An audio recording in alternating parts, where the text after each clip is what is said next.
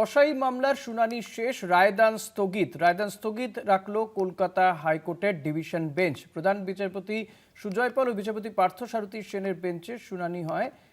পশু বলি বন্ধের দাবি ওঠে, সব পক্ষের বক্তব্য শোনার পরে রায়দান স্থগিত। এ নিয়ে আরও জানবো প্রতিনিধি কাছ থেকে। তার আগে আপনাদেরকে আরও একবার জানিয়ে রাখবো, রায়দান স্থগিত রাখলো কলকাতা হাইকোর্টে পশু বলি বন্ধের দাবিও ওঠে।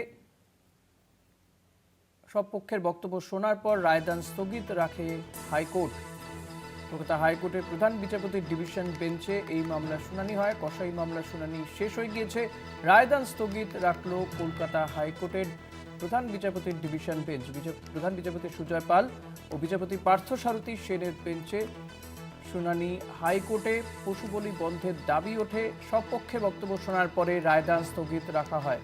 শুনানিতে ঠিক কি হলো জানবো প্রতিনিধি পীযূষ কান্তি নাগের কাছ থেকে। পীযূষ, শুনানিতে ঠিক কি হলো? দেখো, কসাই সংক্রান্ত মামলার শুনানি শেষ হয়ে গেছে এবং রায়দান স্থগিত রেখেছেন প্রধান বিচারপতি সুজয় পাল ও বিচারপতি পার্থসারথী সেনের ডিভিশন বেঞ্চ।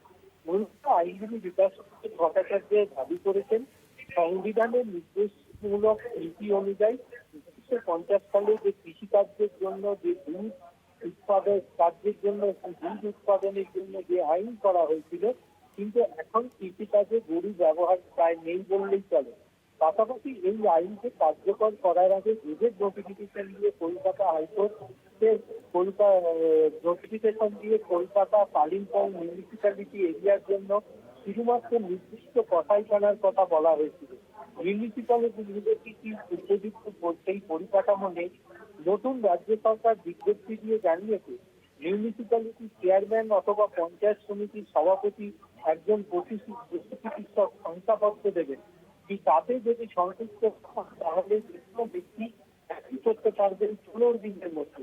তার মানে অ্যাপিল করার সুযোগ কি আইনে দেওয়া হয়েছে? একটি গরিব জন্য 1 টাকা করে জুডিশিয়াল পেপার লাগে। পুরো আইনে এই বিষয়টা কিন্তু সম্পূর্ণ বর্তমান যুগে অবাস্তব। তার কারণ, কোথায় 1 টাকার জুডিশিয়াল স্ট্যাম্প পেপার পাওয়া যাবে? 1950 সালে এই আইন কার্যত মৃত। এই আইনের জন্য পুরো গরুর হাট কাটা, গরু বিক্রি হচ্ছে না। গরুর ব্যবসায়ী এবং বিক্রেতারা বিভিন্ন ধর্মাবলম্বী, কিন্তু তারা বিভিন্নভাবে এফেক্টেড হচ্ছে। অপরদিকে আইনজীবী কলকাতা পুরসভার আইনজীবী বলেন, যে বিজ্ঞপ্তি দেওয়া হয়েছে তা কলকাতা হাইকোর্টের নির্দেশের ভিত্তিতে, অথচ কেউ হাইকোর্টের নির্দেশে রিভিউ দেয়নি, শুধুমাত্র বিজ্ঞপ্তি নিয়ে প্রশ্ন তুলছে। আর এটা রাজ্যের পলিসি ডিসিশন, সেটা নিয়ে জনস্বার্থ মামলা চ্যালেঞ্জ করা যায় না। রাজ্য শুধু হাইকোর্টের নির্দেশ পালনের চেষ্টা করছে। বছর বছর এই বিজ্ঞপ্তি দেওয়া হয়। এই বিজ্ঞপ্তি দেওয়ার পর নির্দেশ অনুযায়ী বাংলা, হিন্দি এবং ইংরেজি সংবাদ মাধ্যমে তা বিজ্ঞাপন দিয়ে পাবলিকের জন্য জানানো হয়। তাহলে কেউ দাবি করতে পারবে না ব্যাপারটা হঠাৎ করে জারি করা হয়েছে। 610টি ঘটনার পদক্ষেপ গ্রহণ করা হয়েছে। 1950 সালের আইনের বিধি মান্য না।